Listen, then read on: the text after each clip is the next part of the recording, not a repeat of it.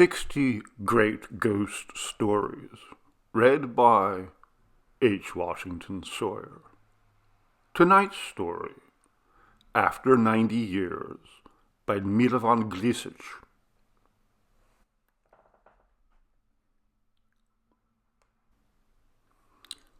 Way back, when the Zarijani shoved walnuts into the loft with pitchforks, when they watered willow trees and sowed salt, when they went in multitudes into the mountains to cut toothpicks to pick their teeth, when they stretched out boards, dove into kids' wool, carried armloads of hot coals into the house by hand, and so forth.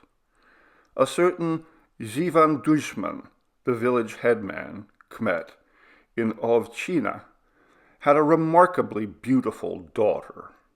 Some had already begun to propose to her, but Zivan wouldn't even permit betrothal to be mentioned. They say he even fought with some suitors. Who knows? They might be lying. Whatever the case, at some point Zivan had begun to snap at his daughter. In truth, he shouted at all the children in the house, but he didn't bark at anyone the way he did at her. One morning, just when she had led the sheep out and was driving them up to pasture, Zivan flew out of the house and bellowed, "Do you hear me, Radovska?" "I hear you, Papa," she answered slowly, feeling a chill. "If I see you once more with the sheep in that copse, don't bother to come home. What are you doing there? Are there not pastures on other hills?" "Well, that there are," Radovska stammered. "Sure there are, but that ragamuffin Strahinya, who frolics on his fruld all day, isn't there. If I get my hands on him, I'll skin him." Radovska simply lowered her eyes and trembled like a reed. "Drive the sheep up to the grove," Zivan hollered, and then returned to the house in a nasty mood. She headed sluggishly uphill with the sheep towards the glen directly above the house. She turned around often and listened. The house was in an uproar. Zivan raged, and you would have said that he was going to kill everybody. 2 children fled outside, bawling. Radovska herded the sheep a bit quicker, just to distance herself so that she wouldn't hear the uproar. She was a humble and quiet girl, lamb-like. Zivan was a frightful man, which is why they called him Dushman, the foe. He loved to argue with a man more than he loved to drink a glass of rakia, and he liked to fight often. Since they had made him Kmet, he had lost his temper easily. Radovska had already moved with the sheep beyond the glen and up to the meadow, so she let them graze down towards the birch grove on the other side of the hill. She sat down on the grass, right there next to the village path, took her knitting out of her bag, and began to knit. She had barely turned 2 or 3 stitches when Strahinya burst out of the birch grove below and came to her. "Oh, Strahinya, you truly scared me," Radovska said, and turned away bashfully. "Is this where you're grazing the sheep?" asked Strahinya, smiling. "Leave me alone. Papa will stick me in a cannon." "I know. He won't let you meet with me." "I fear he'll appear from somewhere. He stayed at home. It seems like he's beating the children. I fled so I wouldn't have to listen." "A horrible man," said Strahinya. "This morning he wanted to fight with old man Storozhe." "Did he come?" asked Strahinya. "Who?" "Why, old man Storozhe." "Early this morning. Papa had just washed. Then he came." "And?" "Well, I don't know what they spoke of. Then Papa shouted something. Old man Storozhe walked out and said angrily, 'What are you blathering about? Just because I mentioned something, it doesn't mean I split your head open.' And he left without a word of farewell." Have you told me truly? Asked Strahinja, as though he couldn't believe it.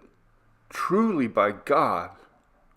I really wish you hadn't told me that, he said, becoming despondent. Why? Asked Radoja, surprised. Because, answered Strahinja, and began to ponder. Just as Radoja started to speak and ask him something, Jivan appeared from above on the road and shouted, "There you are, Lola!" "Run, Strahinja!" screamed Radoja, and fled towards the sheep on the hillside. "Drag yourself home!" Jivan bellowed at her and ran towards Strahinja, growling through his teeth, "Stop, Lola, stop!" At first Strahinja was astonished and stood as though rooted, but when he saw that Jivan wasn't joking, but was picking up a large rock to throw at him, he fled as fast as he could through the beech grove. Luckily for him, Jivan stumbled on some logs and did a nosedive on the heath, or who knows what would have happened. In truth, Strahinja was a very courageous and strong lad. He would only grudgingly have backed down from anyone else, but Jivan was Radoja's father, and so he decided to keep his distance. By the time Jivan rose from the logs, there was no sign of Strahinja or Radoja, nor the sheep. He then proceeded along the road through the beech grove, grumbling and cursing to himself, and he headed into someone's field to assess some damaged crops. It would be difficult for those who did the damage. Radoja had long ago arrived home with the sheep. Even she herself didn't know where she'd been or how she'd gotten there. At home, she found the entire family in fear. She was absolutely dying of fright. Who knew what awaited her when Jivan returned? Back then, in Zaporozhye, some distance from the village, on a stream in a certain large gorge, there was a country water mill. There, the Zaporozhani would grind wheat and eat bread whenever they were hungry. But, as if by a miracle of God, they were unable to keep a single miller at the water mill. At dusk he was hale and whole, and at daybreak dead, with a red bruise around his neck, as though strangled with a cord. Word of this curiosity spread far, and by now no one dared to be hired as a miller. For several weeks the Zaporozhani struggled and tinkered with the water mill, grinding a little by day. And one other thing. At that time there was a gmet in Zaporozhye, a certain Puko, one of the few Zaporozhani who neither shoved walnuts into the loft with pitchforks, nor drank willow trees, nor stretched boards, nor sowed salt. This Puko was a smart man, even though he wore the longest ponytail in the entire village. Back then, the Zaporozhani didn't cut their hair. Rather, they and everyone else in the surrounding villages wore ponytails, some down their backs, and some wrapped under their cap behind their necks. In front of Puko's house was a beautiful meadow, and in the meadow a huge spreading walnut tree. Under that walnut tree the people met with the gmet, and chatted and agreed about their duties. Back then there still weren't taverns. Perhaps there were elsewhere, but the Zaporozhani didn't know that taverns existed in the world. And on the feast day of St. John the Baptist, select men from the village would sit with the gmet under the walnut tree. Some sat, some lay on their sides, some on their stomachs, and they conversed a bit. The gmet and another 2 or 3 men smoked short clay pipes. The gmet lay on his stomach and kicked his feet slowly. In his hand was a sort of stick, and he scribbled in the earth in front of him. "All right, people," began Puko, scribbling a bit in front of him with a branch. "What shall we do with our water mill? There isn't a miller, nor can we find one. If we at least had 2 water wheels, it would be sufficient to grind by day. Let the devil take the night. But the way things are, we are all suffering without flour. The village is large. There's one water wheel, a backlog. How will we be able to grind for everyone when it grinds only by day?" "Even then, brother," agreed a certain old man Mirko, "a watermill can't be left alone. There's always something that needs to be repaired, the mill race to be cleaned, the millstones dressed.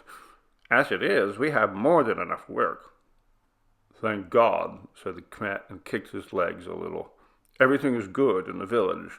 The sheep are giving birth, the harvest is admirable, the cows are calving, the people are honest. It's just a cursed watermill." "Come what may," said a certain Rashko Chabo, the throatiest man in all of Zhorozhny. "Let's get guns and spend the night." "Hey, well, you know, murmured most of all the others out loud.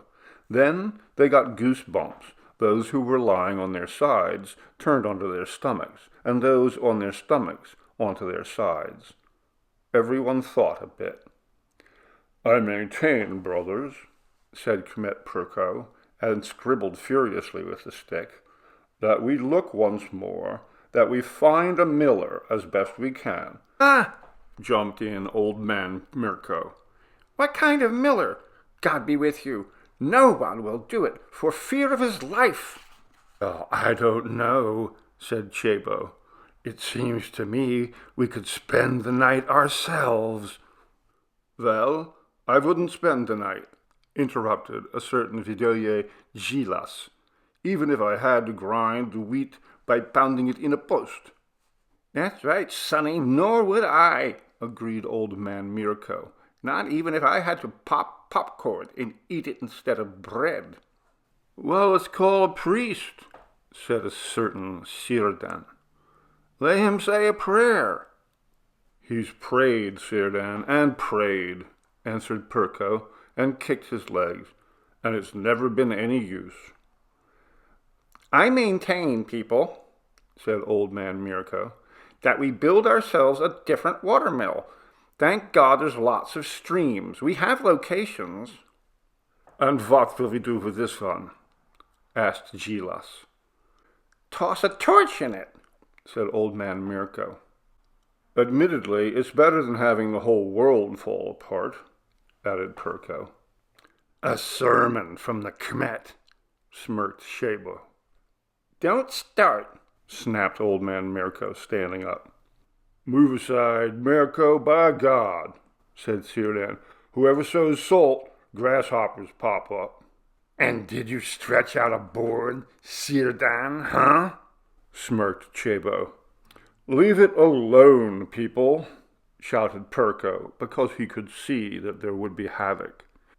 "Even if he did stretch out a board," said old man Mirko, "at least he didn't dive into kids' wool like Gilas." "Even if I did dive," Gilas answered pointedly, "at least I didn't shove walnuts into the loft with a pitchfork like you, old man." "Don't bark!"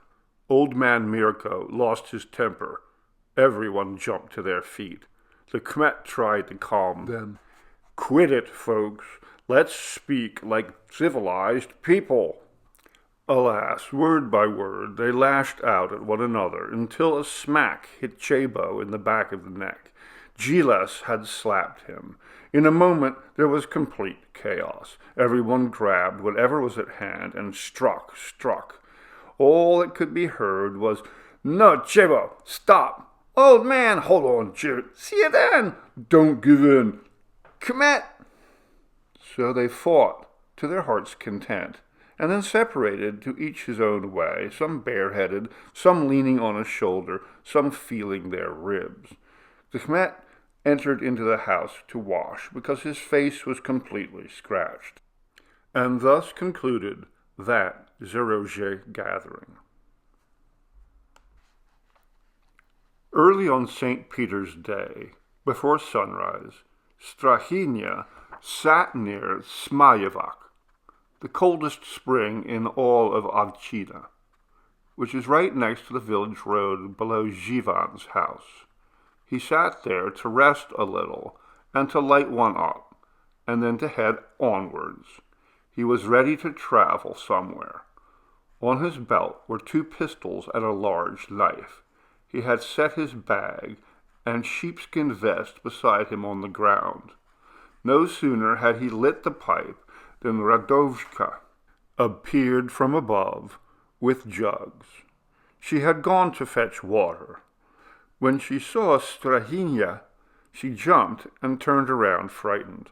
"Hey, it's you, Radojka," said Strahinja, then stood up and tossed his vest and bag across his shoulders. "And where are you off to so early?" asked Radojka, slowly and dejectedly. "Well, even I myself don't know," answered Strahinja, shrugging his shoulders. "Are you still alive after the other day?" "Barely. And you?" asked Strahinja rather apprehensively. "Don't ask," said Radojka, and began to cry. "I already know, that horrid man," said Strahinja, and waved his hand. "I don't have a life any more," Radojka continued through the tears. "Neither do I," added Strahinja. "I'm going into the wide world, so whatever God grants—" "Where are you going, Bolan?" Radojka asked, and looked at him. "Anywhere. I'm going down to the Sava River Valley." "Well, good for you. And what will I do, poor me?" "Do what you know. Endure. Certainly even that evil will finally come to an end." "If at least you were here. If nothing else, it would be easier for me if I could only see you every now and then." "Oh, Radojka, I love you as I love my own eyes. But what can I do? That horrid man won't let us get married. Old man Stradoye told me everything. It's not even any use for me to mention it. I've thought twice about it. There's no other way, Radojka. I must leave here, at least until you get married, and after that, what happens, happens." "But Bolan, do you truly want to leave?" "By God, Radojka, truly." "And your house?" "I've boarded up my house. It is better that it be overgrown with nettle and elderberry if I can't be happy in it," said Strahinja distantly. "I am so wretched," said Radojka. Then, after waiting a bit, added, "If you've decided to go, Bolan, then don't go far here. You can even stay in Zaporozhye. You have your acquaintances there. You even have relatives, thank God. It seems to me that Aunt Mirjana was your great-aunt on your mother's side. She's from there." "That's all so, Radojka, but I really can't. I want to go a bit further." Finally, Radojka began to beg him not to leave, or at least not to go far. But it was all in vain. Once Strahinja had made up his mind, there was nothing he could do to change it. She began to cry as never before. She poured out her heart to Strahinja about Jivan. She said that perhaps she would never marry if she wasn't destined to follow him. She bade farewell to him, hurried to fetch the water, then headed uphill towards home, crying. Strahinja sighed, lit his pipe, exhaled 2 or 3 quick puffs of smoke, then hit the road heading downhill. He frequently glanced back at Radojka until she disappeared out of sight up into the orchard. The further Strahinja moved away, the more difficult it was for him. Occasionally something in his throat squeezed him so much that it seemed it would suffocate him. He felt how his eyes were full of tears, which rather angered him, so he furrowed his brow. He finished his pipe quicker than usual, then impulsively reached for his belt, pulled out tobacco, and quickly filled another. When he reached the top of Desolate Hill, he looked over at Avcina. Zivan's house could be seen, along with the fence around the house, the grove, and the meadow up above. It seemed to him that a child came from the house, but it was none other than Radoshka. It seemed to him that he could see her still crying. Then he looked further down. The grove could be seen where Radoshka frequently drove the sheep to graze, and where they had met and spoken sweetly. A bit further up the hill his house could be seen. From here it looked like a good-sized mushroom, no larger. There were some fields around, some vegetables, small pastures, all well tended. Stranya had been an orphan since childhood, without a mother and father. He did have, however, some distant relatives both in Avcina and Zorozhye, but no one wanted to take him in or care for him. Only Aunt Miryana sometimes asked about him and once gave him woolen socks. So ever since he was small, Stranya began to roam around other people's houses. He served in Avcina with better landlords until he grew a bit and waxed stronger. Afterwards, he went to learn a builder's trade. He got along well with Osat builders and went with them even as far down as the Posavina, and built homes, outbuildings, and other structures for the wealthy Posavina dwellers. When he had thus saved a little money, he returned to Avcina, to the small inheritance that remained behind from his father. He tore down the old wooden cottage and built that small house all by himself. There he lived as an industrious, humble, and impecunious man. Now it would be all completely abandoned. The village livestock would come up and tear up the small field and trample the modest vegetables. The small cottage would be overgrown by weeds, and moss would envelop the white wood shingle. Stranya sighed. Again something squeezed him sharply in his throat. Again he drew in 2 or 3 puffs of thick smoke, then hurried downwards towards the area of Zarozhye. He crossed over a desolate hill. Before him appeared the deep Zarozhye glen, and the frequent brush and rocks, the rare fields, and the even rarer houses. The path led right through the middle of Zarozhye, by the Kmet's gate. Stranya suddenly thought that it would be good to drop in for a bit on Perko and some other friends and bid them farewell.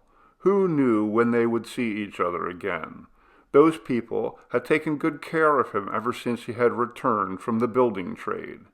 Truth be told, everyone in Avcina and the nearby villages loved Strahina, except Zivan, although a few people disapproved of him smoking tobacco while still a lad. Back then, smoking was very rare there, and you could see someone here and there with a pipe between the teeth, but only among the older people, and among the young men, never. Stranya looked back once more. Nothing more could be seen of Avcina. Around the mid-morning meal, old man Mirko, Chebo, Sirdan, Gilas, and the other select men from the village appeared under the walnut tree in front of Perko's house. Some sat on the grass, while others stood. They spoke little, and looked often at each other out of the corners of their eyes. It was as though they were ashamed of their previous meeting on St. John's Day had ended as it did. Even Kmet Perko seemed cautious. Since the people had arrived, he still hadn't left the house, when, speak of the devil, out he came, carrying an earthen jug full of rakia. "Well, how have you been, good fellow?" asked old man Mirko.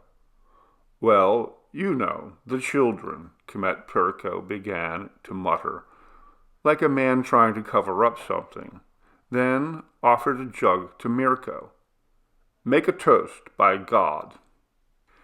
"Brothers, may we have a prosperous day, prosperous work, and if God grants, may we see each other again healthy and flourishing. Old man Mirko said, and raised the jug. Perko, nonetheless, inquired after the health of Chebo, Sirdan, Gilas, and the others. All acted as though they had neither eaten an onion nor smelled an onion. "Here, Chebo," said old man Mirko, offering him the jug.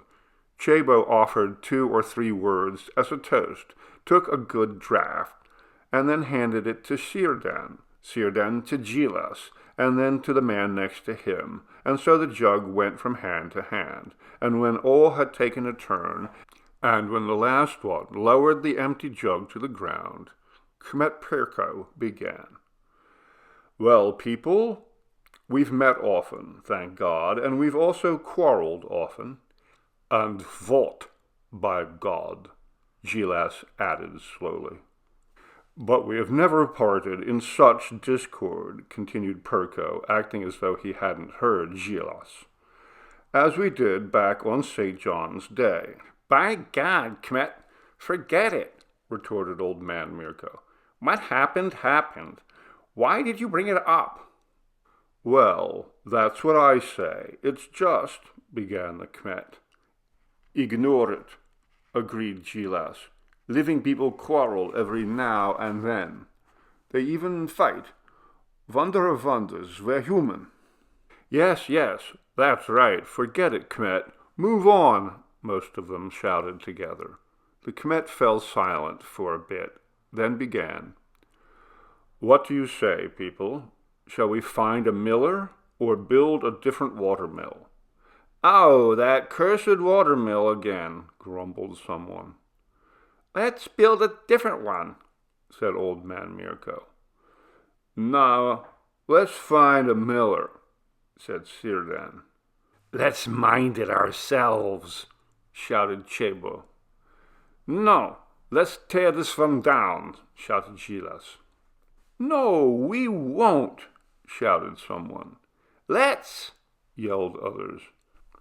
"Slow down, people, folks, brothers," the Kmet tried to calm them. "What do you mean, slow?" squealed old man Mirko, turning completely red. "Toss a torch into this one. Build another." "Build it yourself," snapped some. "Really, a torch?" "Old man Mirko's right," yelled others. "Hey, people, brothers," the Kmet tried to pacify them. An absolute tumult arose. It couldn't be known who said what. The Kmet waved his arms, ran from one to another, calming them. Then a man appeared on the road above. His bag was over his shoulder, and he hurried downhill. "Who could that be?" wondered the Kmet. Everyone wondered and looked upward. "It seems to me it's Stranya," said Chebo. "Which Stranya?" asked old man Mirko. "Why, ours, from Auchina," exclaimed Chebo. "By God it is," added Gilas. "What's he want in Zoroje?" asked someone. "Well, thank God he has someone to come to," said the Kmet. Then Stranya arrived down at Perko's gate. "Stranya, brother," Kmet summoned him. "If God so grants, stop by here a little." "Stop by a little, Stranya, stop by," hollered Chebo. Come on, brother," agreed the others. "Rest a little," added the Kmet. Stranya entered the gate and greeted them. "May God be with you." "Hey, Stranya, drink a little," said Sirdan, and handed him the jug. "You must be tired." "Well, I guess I am," answered Stranya, and took the jug and sat down among them. "Where did you come from?" inquired the Kmet. "From home," said Stranya, tipping the jug, and then he quickly stopped, smiled a bit, and asked, "Is this what you offer a traveler?" "It isn't empty, is it?" asked Chebo. By God it is, said the Kmet, taking the plug and shaking it, and then he quickly ran into the house. Do you plan to go far? Asked old man Mirko. Far away, by God, answered Strajna seriously. Oh, and how far?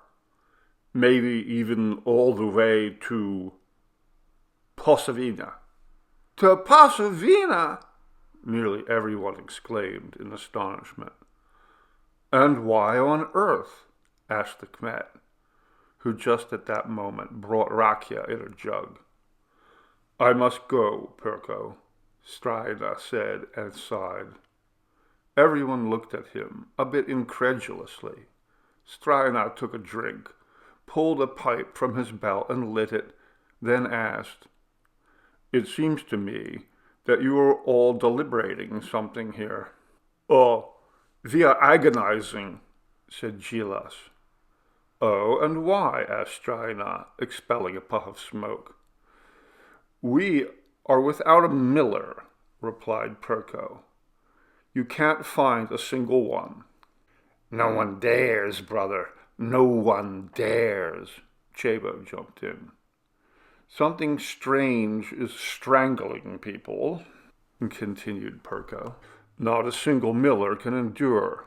At dusk, he is hale and whole, and when it dawns, he is dead. Well, they are also talking about it over in Ovchina, said Strajna, and began to brood over something. The village is large, responded Sirdan, and there's only one watermill. And there's an abomination in it, said old man Mirko. But we lack the skill, by God, said the Kmet, to build another. And you can't find a brave man, said Chabo. Do you know what, people? Said Strajna boldly. What? Almost everyone shouted curiously. If you like, I will be your miller. You, God be with you. Move aside. Many cried out in disbelief. Yes, I. For at least one night, answered Strajna forcefully. Stop it, brother, said Perko to him. Don't joke. But you're going to Posavina, said old man Mirko. I'm not. I've changed my mind. Strajna answered and expelled 2 puffs of smoke, one after another. I would be very pleased to look after your watermill, even if for only one night. Oh, Strajna, Perko answered again. We know you. We love you. So we aren't pleased. But Strajna became stubborn and wouldn't relent in the least. When the Zarajani saw that they couldn't change his mind, they acquiesced. Let him, if he really wanted to so badly. He told them only that they should prepare lots of wheat so that the watermill could grind all night, and not to worry about him. The Zorajani parted, shaking their heads skeptically and shrugging their shoulders. Strajna remained at Perko's. Perko kept him for lunch and to be his guest until dark, even though it was a holiday, St. Peter's Day. In the evening, he would take him to the watermill. The vale where the Zarozhe watermill lies is truly horrifying. To one side is a thick forest, and by day it is dark within, not to mention by night. To the other side are barren rocks and stones. The stream twists down under the side where the forest lies. Here and there it murmurs across wide, flat rocks into whirlpools. Here and there it winds between boulders as large as a haystack. The watermill is right underneath one such boulder, stuck to it like a swallow's nest. It had long since fallen dark, pitch black, as thick as dough, the silent time. Now and then down below the watermill, at the ford, the water burbled sharply. Nothing could be heard anywhere, except here and there a nightjar sang.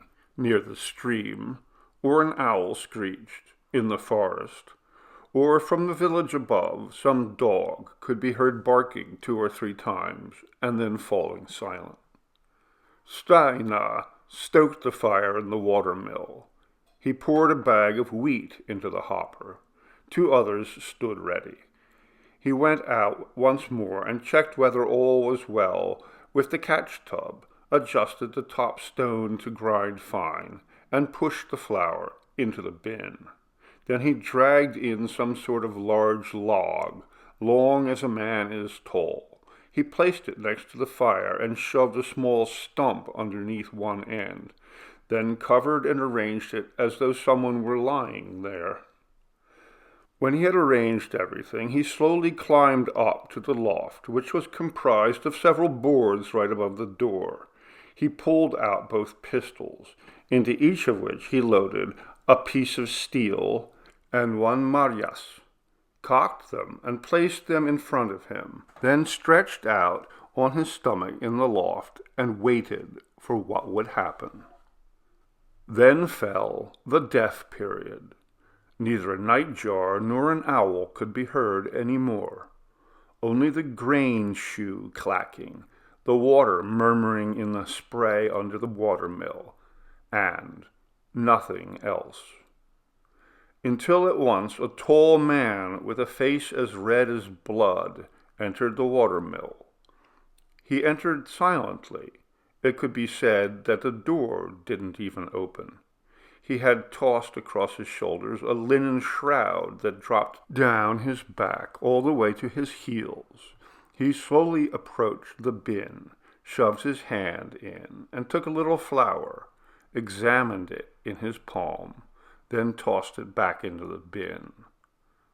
Strahina slowly took both pistols and made ready. He had completely stopped breathing to conceal himself. The man sat down next to the fire. He sat for a bit, and all the while watched the log from the corner of his eye, then rose easily, approached the log, and at once began to choke it, but quickly jumped back and stopped, surprised, it could be said. He stood like that, just stood, then bellowed so that the entire watermill reverberated. Oh, Savage, for 90 years you have been a vampire, and you have never gone without supper as you have this evening. As soon as he said this, Strahina aimed both pistols, and bang, bang. Something cried out and groaned a little. The smoke cleared.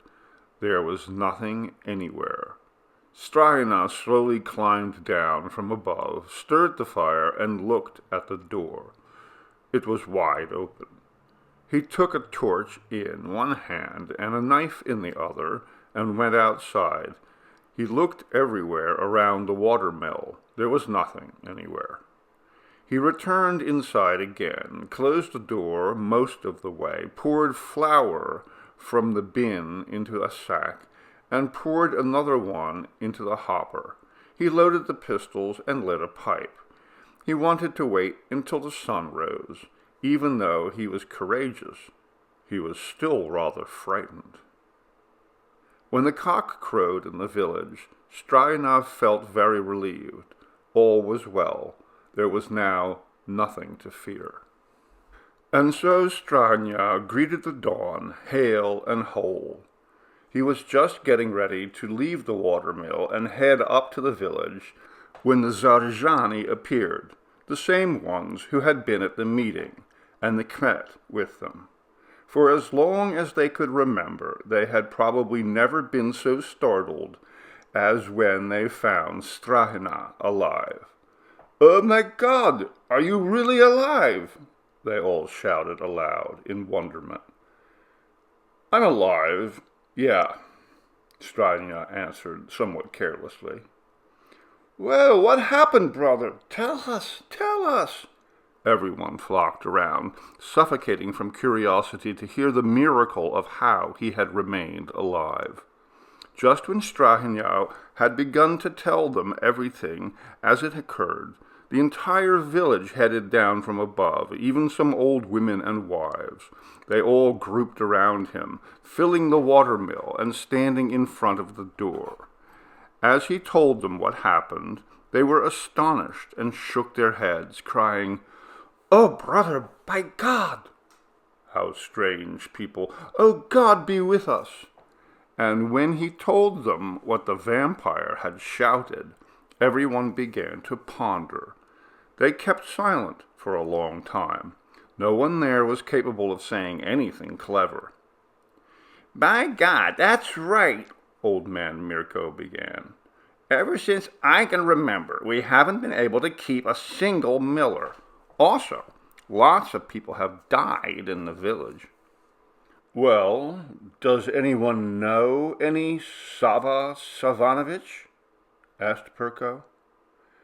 "No, no one knows," shouted almost all the people. The Zarajani pondered again. An old woman pushed her way in, gray as a sheep, and squawked in a grandmotherly fashion, "Children, do you know who will know this the best?" Who?" cried many of them curiously. "No one other than Grandma Mirjana." "Which Mirjana?" asked Perko. "Why, the one from Avcina," said the old woman, and turned towards Strahina.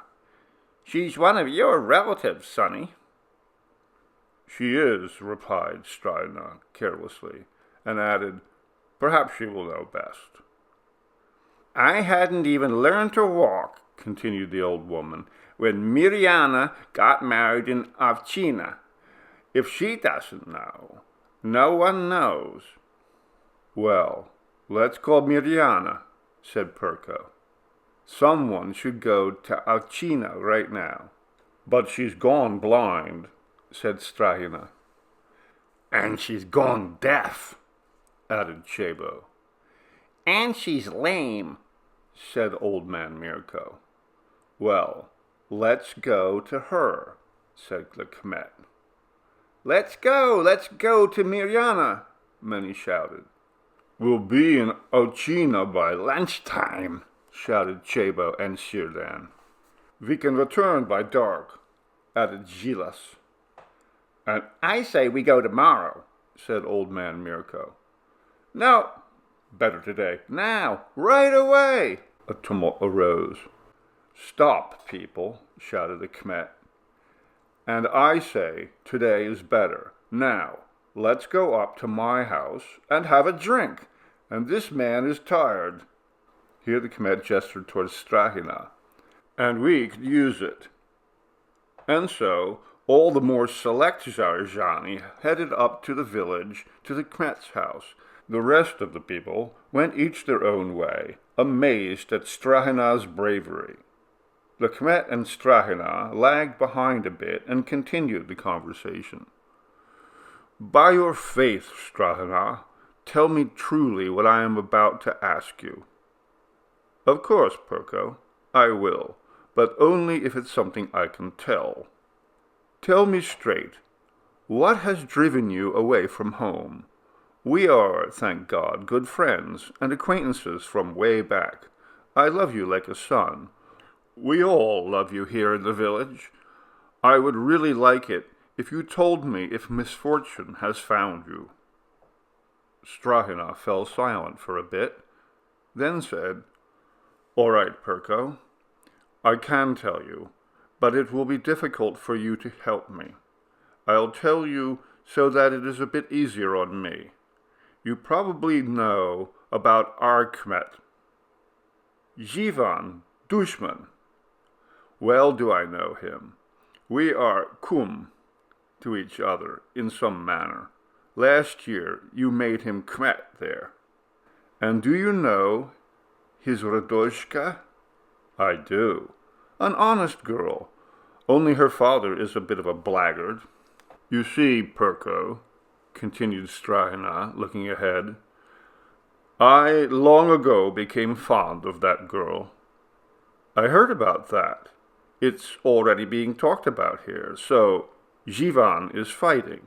Won't give in. He won't. Just before St. John's Day, I asked old man Sredoje to go to Jivan and raise it.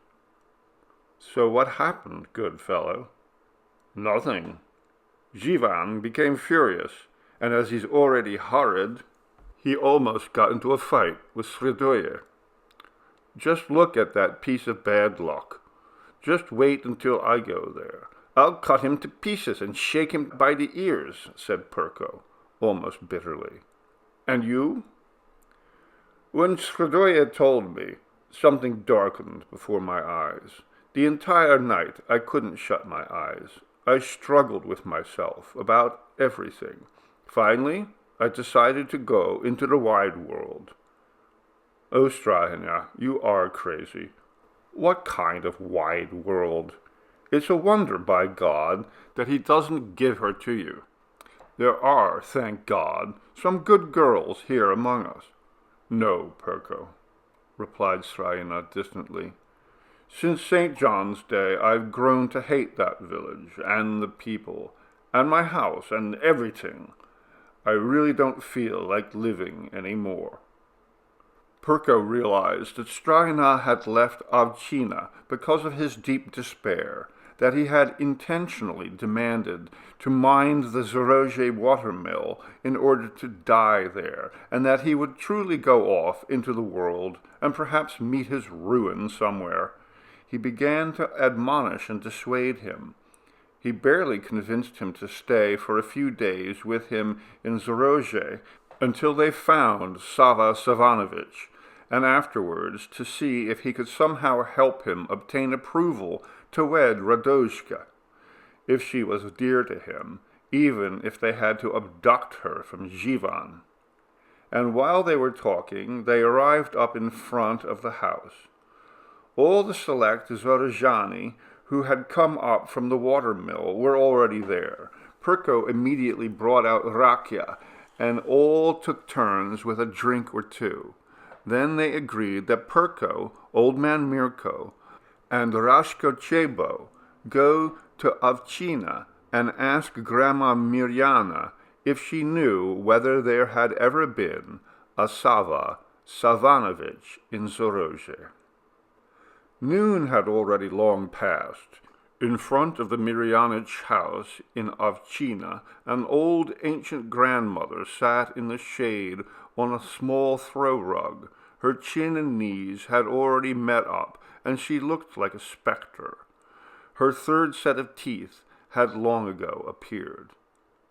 That was Grandma Mirjana. In the village, some called her Grandma Mirjana, and some Aunt Mirjana. Because of her, the house was called the house of Mirjanicha, and all in the household Mirjanici. And so the old woman sat in the shade on some throw rug. It was a holiday, and they had carried her outside in front of the house for a bit. On working days, the old woman normally didn't move from the hearth. Children were working around the house. Then the Zerajani opened the gate and entered. While still at the gate, Kmet Perko shouted, "Householder, is there anyone home?" There is," answered Shrechko, the elder of the house and great-grandson of Mirjana. He ran from the house. "Can you receive guests, Shrechko?" asked old man Mirko. "Good ones, at any hour," answered Shrechko, coming out to greet them. Here they greeted each other well, as civilized people and friends. Shrechko asked them what pleasantness brought them to him in Avcina. The Zorjani related to him everything that had happened there the previous evening, and for what reason they came. Shrechko laughed and told them, "Here's Grandma Mirjani. You ask her." "Go on, Perko, you start," said old man Mirko. "No way, Mirko," retorted Perko. "You do it." "Well, all right then, I will, if there's no one else," said old man Mirko.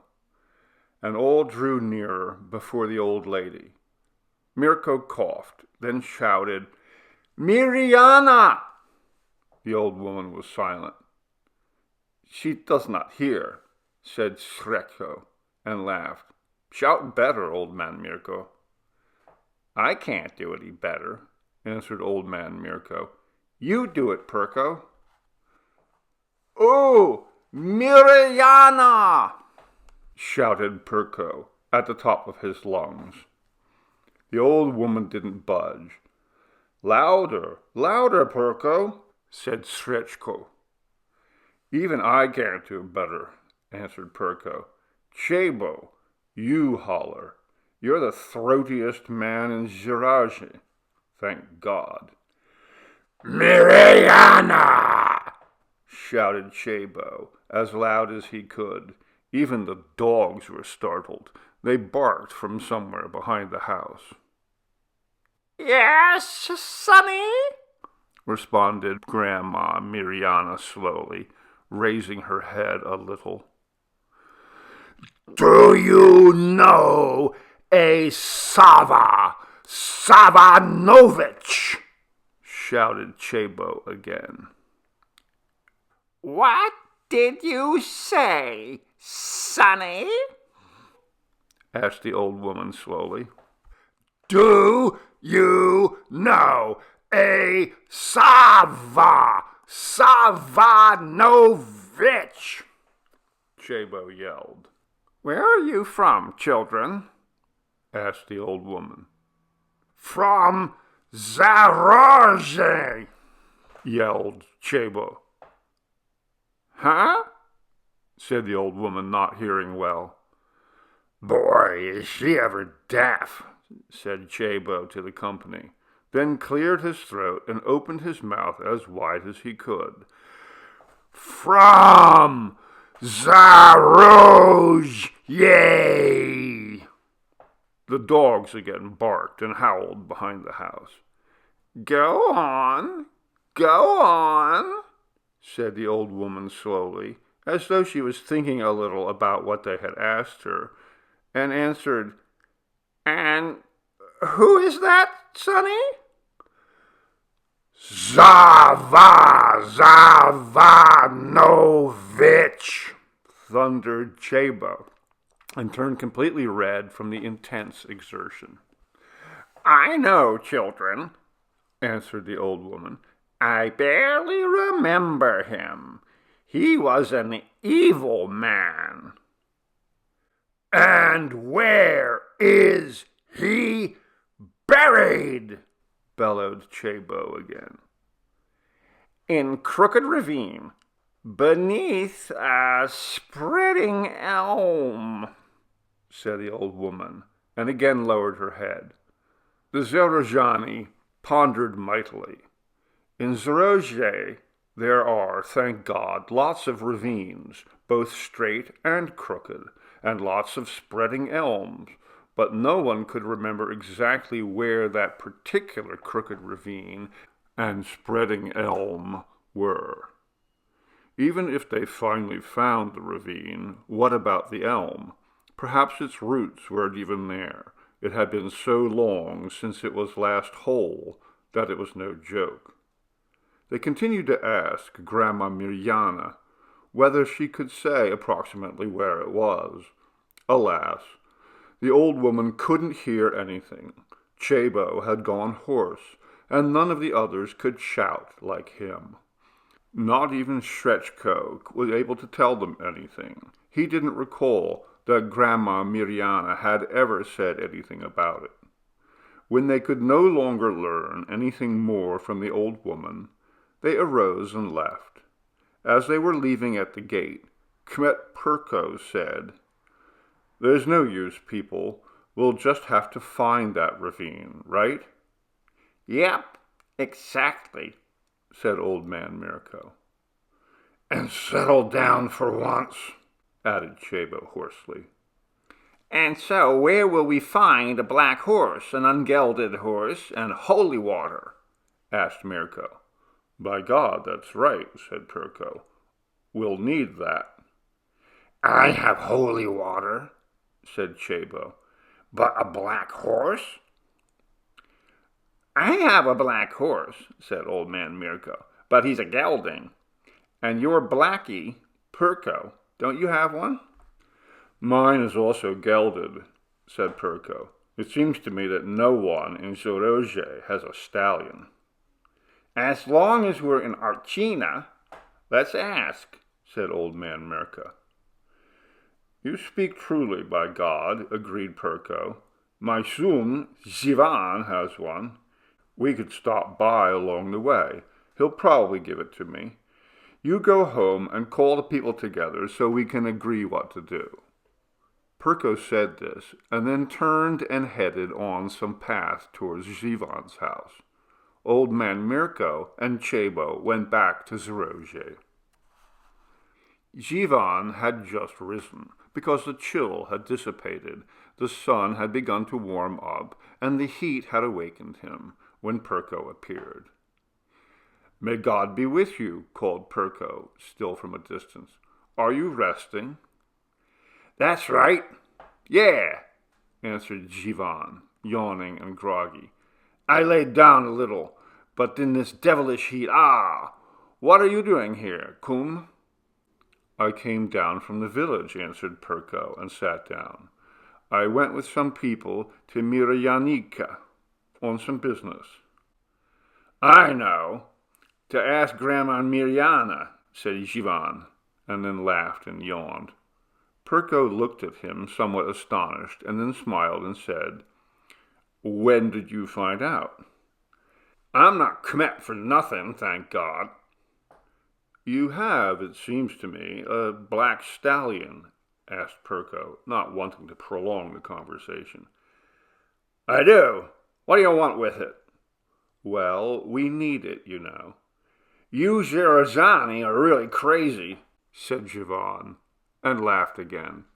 "You're seeking a vampire. And who was it that spent the night in the watermill?" "Well, Strayana," said Perko, and to move the conversation along, he asked, "By God, Kum, why did you drive off that fellow?" "Who, Kum?" "Why, Strayana." "Well, no one chased him away," answered Zivan, and yawned once more.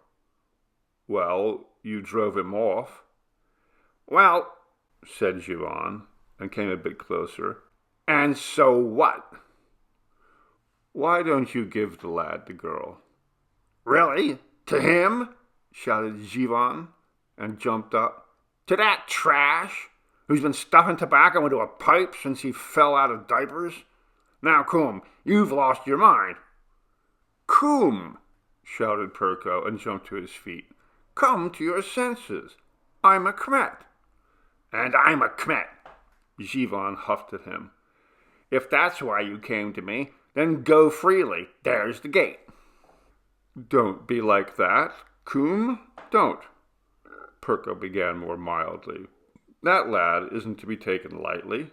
When children love each other and are fond of each other, then let them... they should get married." "Did you hear that, Kum?" said Zivan, and stood directly in Perko's face. "I won't give her to him, even if she braids gray hair." "Kum, don't condemn me," said Perko. He fell silent for a bit, and then asked, "And you really won't give her?" "Don't ever mention it to me again," said Zivan distantly, "unless you want us to quarrel." "As you wish," said Perko, and shrugged his shoulders. "Just so you don't have regrets. It's always better to do something by grace than force." "Child!" shouted Zivan, not listening to what Perko said. "I'm listening, sir," answered some small boy from the house. "Go with the Kum down to the pasture, catch the black stallion, give it to him, and let him take it." "Hey, I'm going too, Kum," said Perko. "I need to hurry home so that the people don't wait for me." "Take care of my horse, Kum," bade Zivan, and headed inside the house. "I wouldn't give it to anyone else for my head." Many thanks, Coom. May you have health. Remember what I told you, said Perko, and headed downward after the small boy. Jivan simply turned around, stared at him, and mumbled something. Perko took Jivan's black horse and headed slowly towards Zhirozhe. At dawn the next day, almost all the Zhirozhani gathered under the walnut tree in front of Perko's house. Everything was ready that they had agreed on the previous evening. Old man Mirko had gone to the priest and asked him to set forth with them. It would be useful for him to say a prayer. Perko brought Jivan's black horse without marks, still ungelded. Gilas had cut a stake of black hawthorn and sharpened it so that it couldn't be better. Chebo brought a small flask of holy water. Some brought picks and mattocks. When the sun had already bounced off the spear, all the people set out to find Crooked Ravine and the Spreading Elm. They entered one ravine that was, truth be told, rather crooked, but there was no elm. It wasn't known that there could ever have been any kind of tree there. That wasn't it. They went to another. In it were elms, scattered and spreading. But again, the ravine wasn't crooked. Rather, it ran straight, as though cut precisely, with a thread. That wasn't it either. They went to a third ravine. Here again were many spreading trees, but not a single one was an elm. Rather, beeches and other types of trees. The ravine was crooked as crooked could be. But what was the use when there wasn't an elm? That wasn't it either. They entered a fourth ravine. It was crooked and entirely filled with spreading elms, but small ones, the thickest barely 20 years old, much less 90. That wasn't it either. The Zerajani had already begun to lose all hope. They couldn't find it. All their troubles were in vain.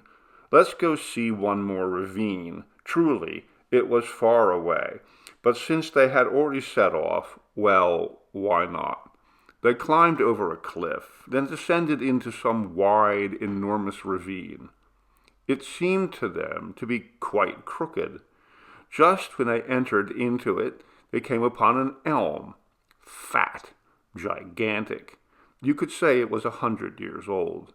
There were almost no other trees. Just here and there a bush or a thorn plant. But there were several thick stumps. Some of them burned out, some already rotten. It was almost all dead wood. The Zarajani wandered around the ravine, and wandered.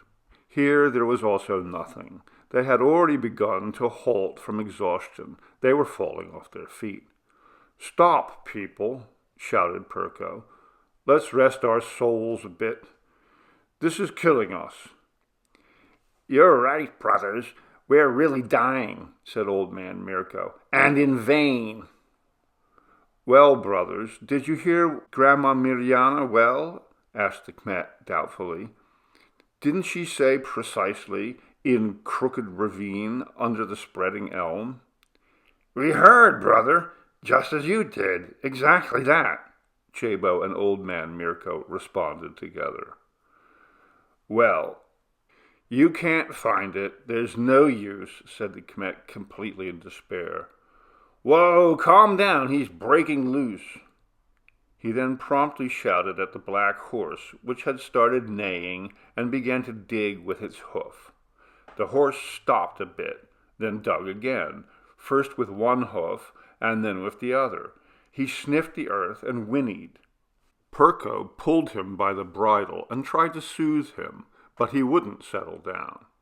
"Well, what's the matter with him now?" shouted Kmet, already irate, and began to beat the horse spuriously with a stick.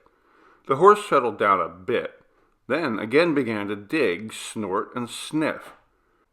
"Hey, Kmet, look at that," said Stryana. "What?" "Well, it seems to me there's something rotten, something wooden, where the horse is digging." "There is, by God," said the Kmet, and went to take a closer look. Everyone crowded around to see. "Somebody dig with a pick," said Old Man Mirko. One man approached, swung several times, and truly a stump of sorts appeared. The horse snorted more and more, and dug with its hoof. "It's here! It's here!" everyone shouted, somewhat frightened. "Child, give me some of that dead wood," said Old Man Mirko. The man who had been digging with a pick took some of the rotten wood from the stump and handed it to the old man. The old man examined it and said, "It's elm, by God, truly. I would swear on my life that it's a stump of the spreading elm."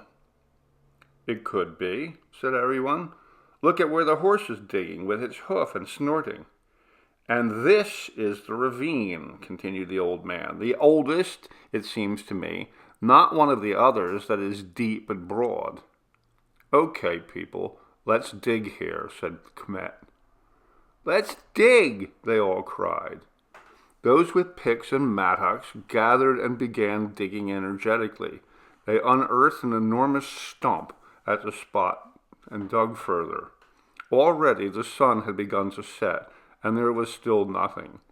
They were all close to halting, but decided to dig a bit more, and if there was nothing, then they would go home. They hadn't swung the pick more than 2 or 3 times when some sort of planks appeared.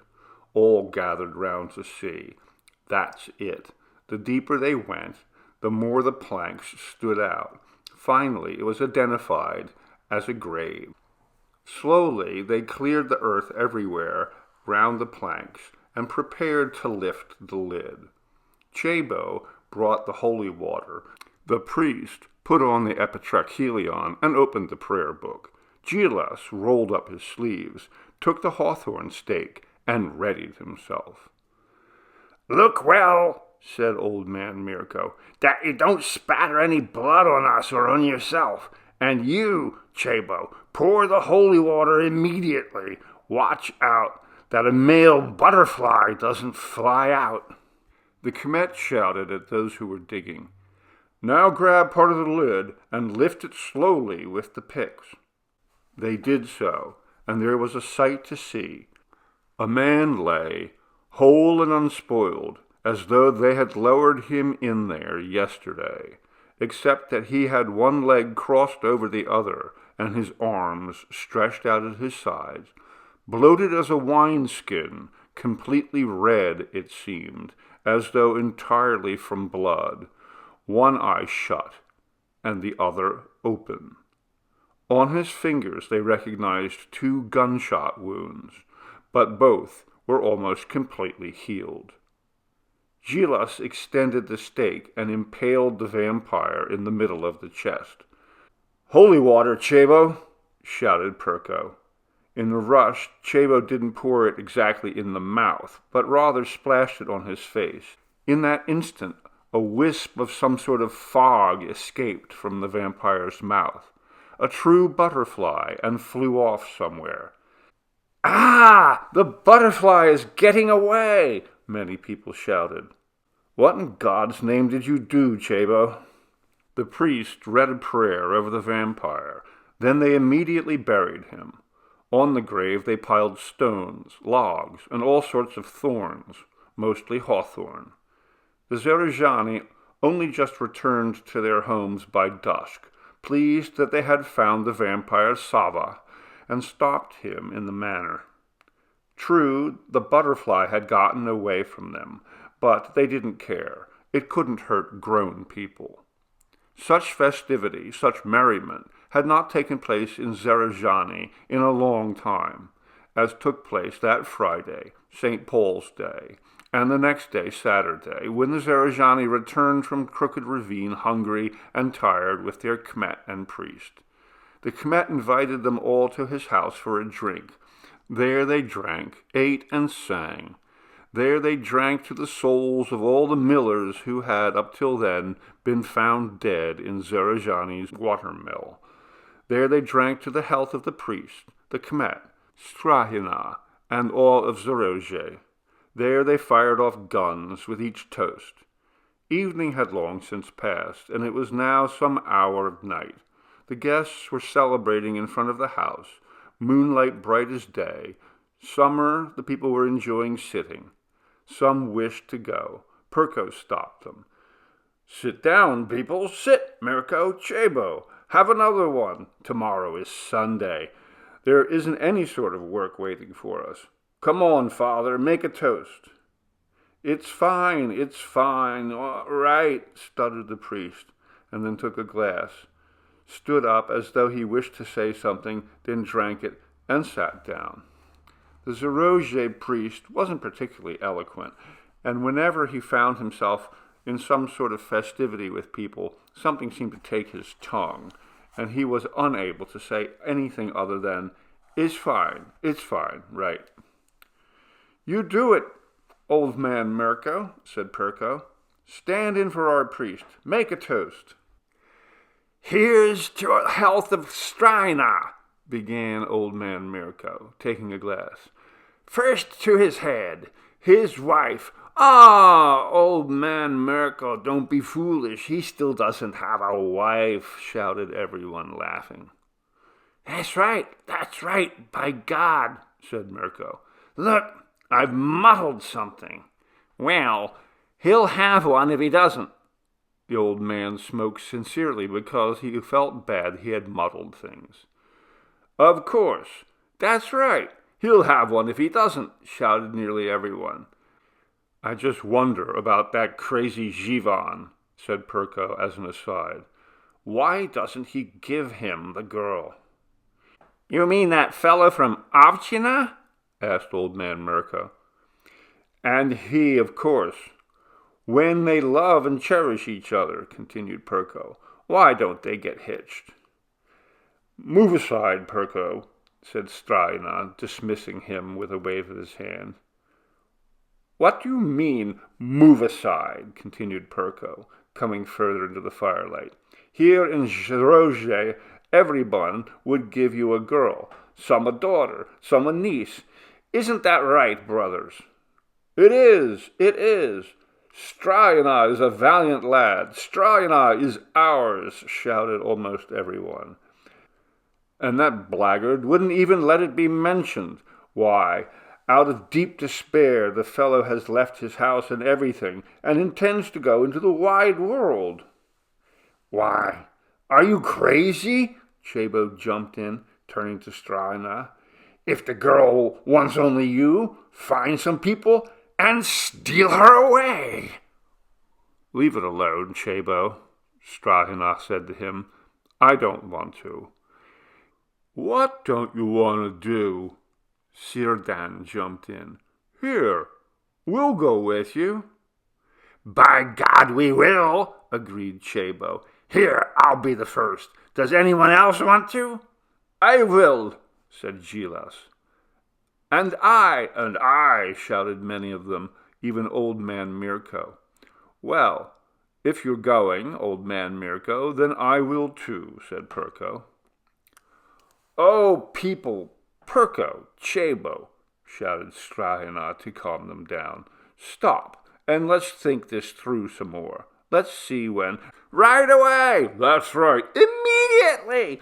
everyone shouted in turmoil. "It's a sin," Strina began to say. "There's nothing sinful here," responded Chabo, not letting him speak. "Here's a priest. Let's ask him." "Father, is it a sin to kidnap a girl?" asked Perko. It's fine, right," answered the priest. His eyebrows appeared to flutter. "And when the lad is valiant, honest?" responded old man Perko, turning to the priest. It's fine, right." "And when the girl cherishes him," continued Perko. It's fine, right?" the priest answered, first one way, then another. "Well, if it's fine, then let's go, brothers," shouted Chabo. "Come on, Strina." Strahina pleaded to stop them somehow. He implored them to desist, not to agitate the people. He told them that he would rather go away anywhere than have blood spilled because of him. But it was all in vain. Who can dissuade Zarijani when they've made up their minds? And so they chose Chebo, Sirdan, Gilas, Old Man Mirko, Kmet Perko, and another 2 or 3 short-tempered lads. They brought guns, just in case they came across trouble. Strahina had nowhere to go, so he agreed to accompany them. The Kmet turned to the guests who had remained. "You, brothers, sit here, eat and drink what God has given you." We will, Perko." "Thank you," they shouted. "When the first cocks crow," Perko continued, "by the grace of God, we'll be here with the bride." "And so may it be." "May God grant it," answered the guests simultaneously. "And be ready, brothers. If it comes to trouble, you will aid us in our trouble. To your health, brothers," finished Perko. "We will, brother. Don't gather worries. To your health," all the guests shouted after him. It's fine, right?" the priest's voice was heard among theirs. And then the Kmet departed with the company. They arrived quickly before Jivan's gate in Avchina. There they came to a halt to agree what they would do and how. They immediately agreed. Strahina and Chebo jumped the woven wooden fence, slowly removed the enormous stone that had been propped against the gate, and opened it wide. Perko, Old Man Mirko, and the others remained at the gate. Strahina and Chebo stole up to the outbuilding, which was a good arm's throw from the house, and waited.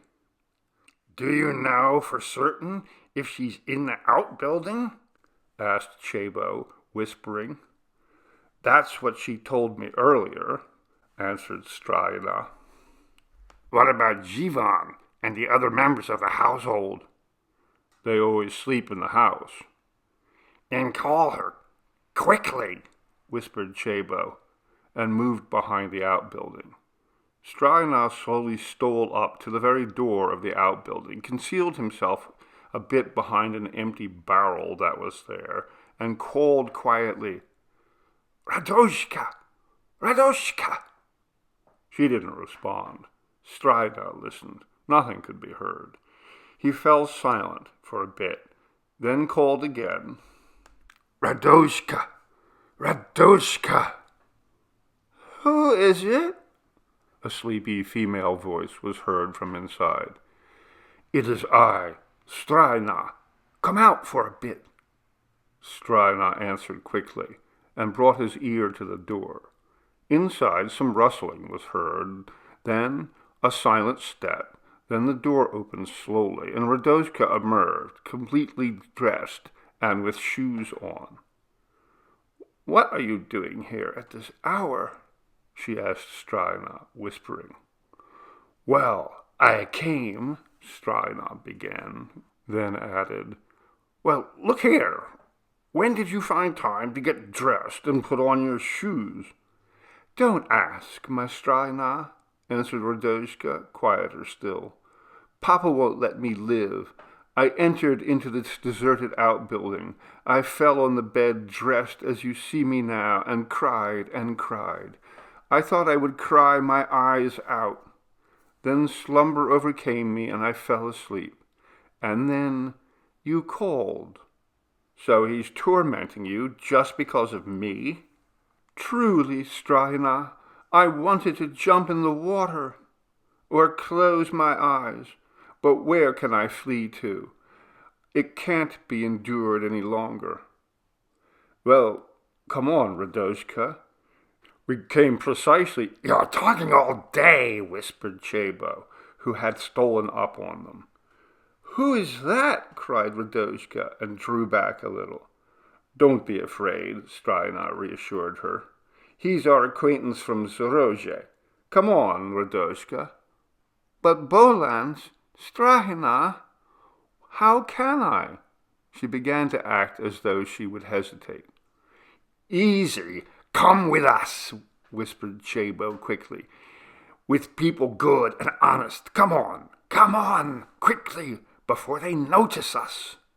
Radoshka began to say something again, but Stryana and Chabo pressed her. Come on, and almost not knowing how, she emerged from the outbuilding and hurried off with them.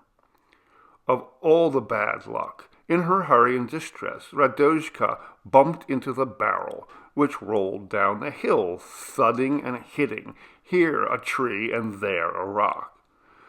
"Alas, what did you do?" said Chabo. "You're waking the children. Run!" And all three fled as fast as they could towards the gate. But God gives nothing for free. Jivan flew out of the front of the house and shouted, "Thieves! Bring the guns! Don't let them get away!" 2 others emerged from the house. A gun thundered. The Zarajani began to run precipitously, simply to distance themselves from the village and to get into the clear. They had already hurried past Smajevac Spring and had begun to climb up the hillside toward Desolate Hill, when there was an increased shooting around Ochina, and shouting raised from house to house. "Don't let them get away! They've kidnapped the Kmet's daughter!" The Zarajani simply climbed higher. Guns also barked, it could be said, after them. When they reached the top of Desolate Hill, they halted. Everyone was so out of breath, they were barely able to breathe. Radoshka clung to Stryana, shaking, unable to utter even a word. From below, the guns and shouting drew nigh. "Come on, people," said old man Mirko. "There he is with the mob. He could hurt someone." "I don't want to run from him any more," said Perko, out of breath, "even if it means spilling blood." "Neither do I," agreed Chabo. "Stop! Thieves!" Jivan's voice was heard from below. "There they are! Jivan, strike!" Someone else was heard, and a gun barked. "Strina, hide that child behind the beech tree," said old man Mirko. "Those lunatics aren't joking." "Prepare an ambush," said Perko. To the others, everyone aimed their guns downward and took cover, some behind a beech, some behind a rock. Then Jivan appeared with his people on the hill and shouted, "There they are! Thieves! You'll see who Jivan is!" "Back off!" bellowed Chabo from behind a beech, "or blood will be spilled." "Is that Chabo?" shouted Jivan, and aimed his gun at the voice. "So, is it going to be like that?" Chabo hollered and fired his pistol. "Shoot at the wind, people," shouted Kmet Perko to the company, "so we don't injure anyone." "Are you there also, Kmet?" shouted Jivan, because he heard Perko's voice. "Halt, and let me fly at the voice." "Don't fire at your coom on St. John's Day," responded Perko, discharging his pistol by accident. Guns blazed from one side and the other. Both raised a hue. All that could be heard was, "Hold on, Perko! Ha! You're not even a dog! Over there, people! We're getting killed! Don't give up! Blood is being spilt! Stop, Jivan! Oh, you piece of crap, Chabo! A dog bit me! Ow! Wrap the towel! It's not anything! Got the scratch from a thorn! It's a musket ball! It's a thorn! 'Tain't no musket ball!" Then a commotion arose from down in Zhorozhe. "Come on, people! Look alive! They're killing our Kmet! Don't let them!" Guns barked more frequently down in the village, and tumult and shouting grew ever nearer. "Run, people! We'll get killed!" shouted one of Jivan's company. And before you could blink an eye, only Jivan remained on the hilltop. His people had abandoned him. He remained stationary, then shouted, "That's all right, Coom.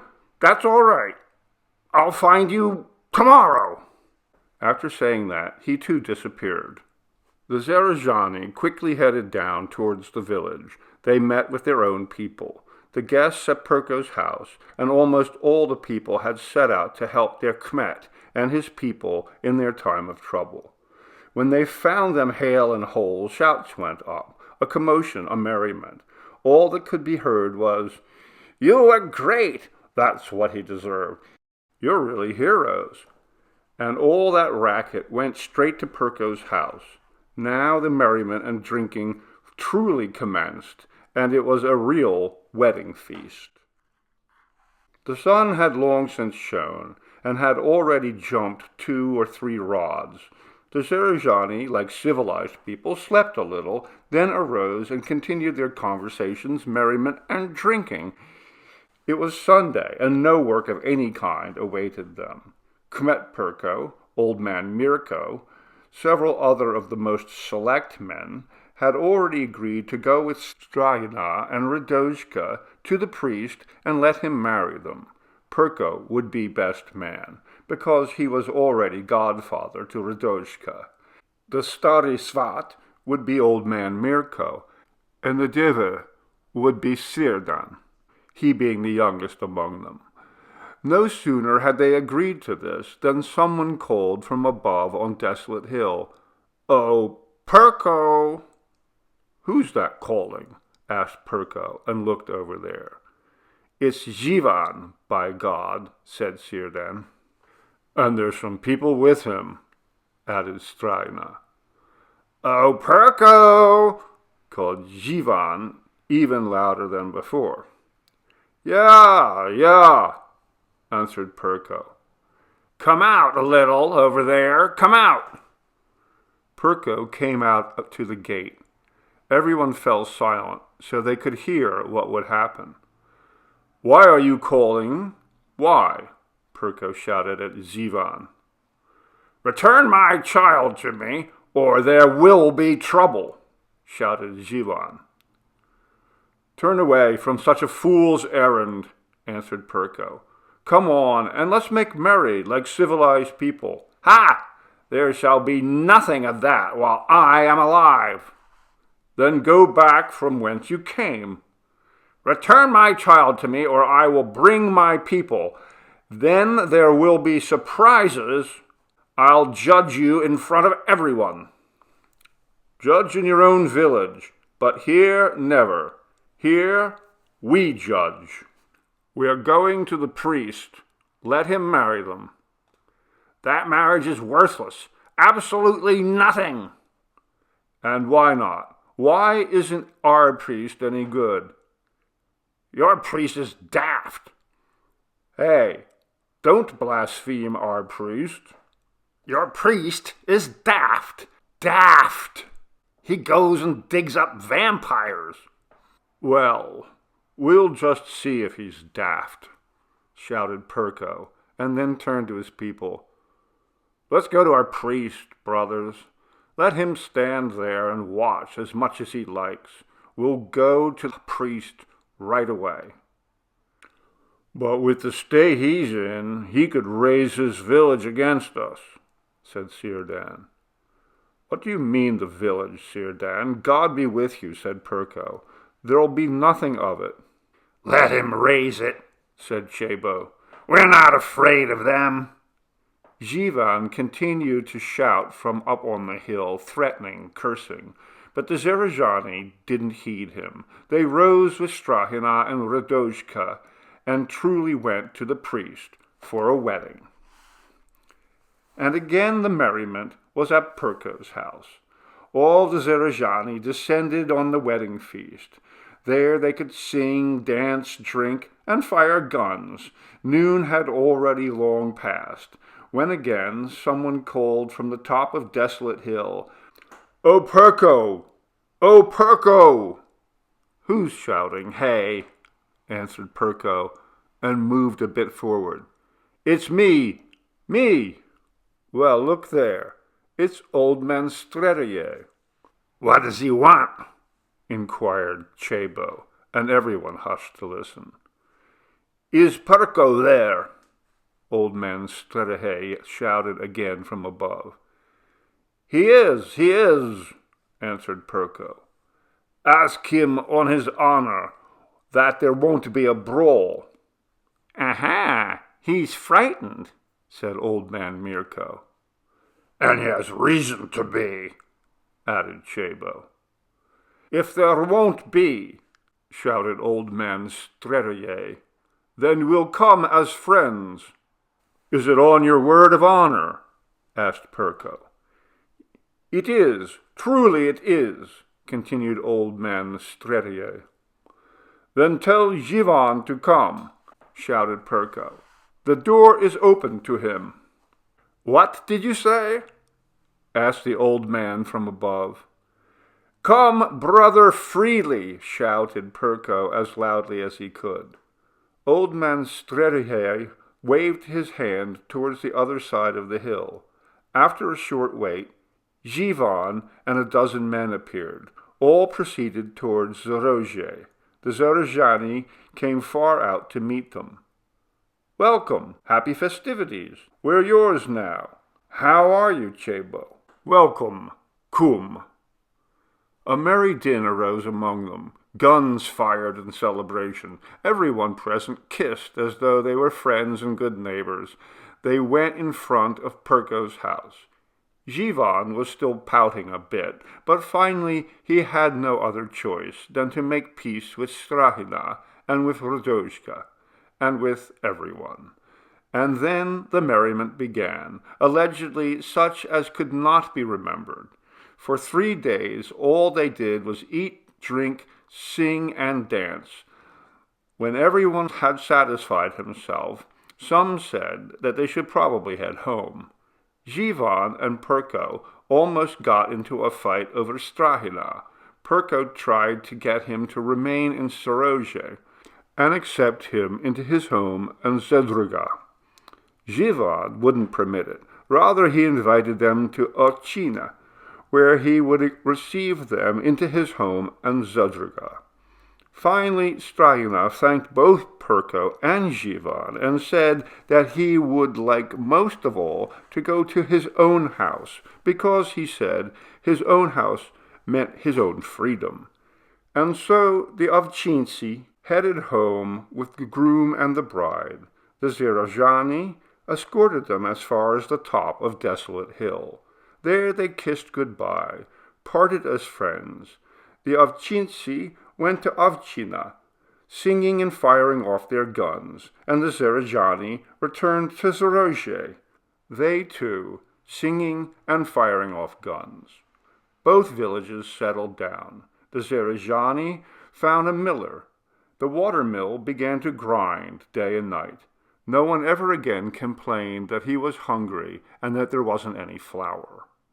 They say that for a long time that butterfly continued to kill small children in both Zarozhe and Ovchina, and then even it disappeared. Even to this day, old men and women speak about Jivan Dushman and about Strahina and about Zava Zavanovich and about the Zarozhe water mill, and swear on all the wonders of the world that everything happened exactly that way, and that the old people told them thus.